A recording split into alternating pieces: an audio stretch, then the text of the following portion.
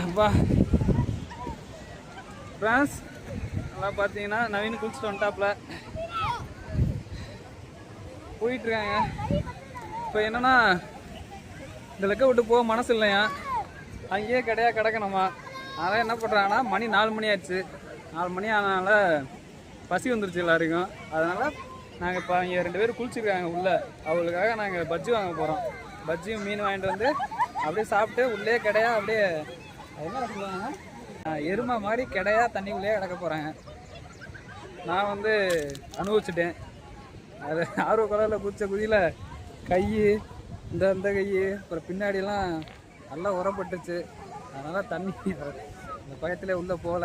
நான் மேலே நின்றுக்கிட்டேன். அவங்க செல்லாம் பாதுகாத்துக்கிட்டு இப்போ போயிட்டுருக்கோம். போயிட்டு பஜ்ஜி வாங்கிட்டு மறுபடியும் வந்து சாப்பிட்டு மறுபடியும் அதிலே கடையாக கண்டுட்டு எப்போ இருந்தாலும் நைட்டு ஃபுல்லாக இங்கே தான் ஸ்டே பண்ணிடுவோம். அவளுக்கு எல்லோரும் ஸ்டே பண்ணிட்டு இங்கிட்டு அரிசி அப்புறம் கறியெல்லாம் வாங்கிட்டு வந்து இங்கே நாங்கள் சமைச்சு சாப்பிட போகிறோம் எல்லோரும்.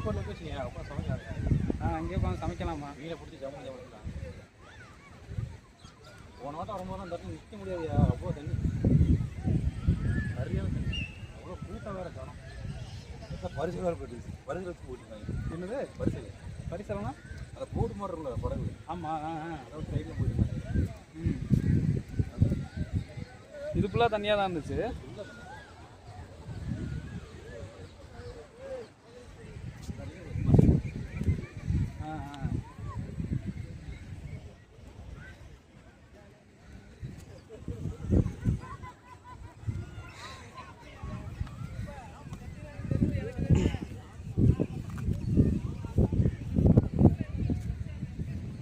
நல்லா இருக்கு ப்ரோ கேமரா ஸ்டிக்கு. உங்களோட கேமராவும் சூப்பராக இருக்கு.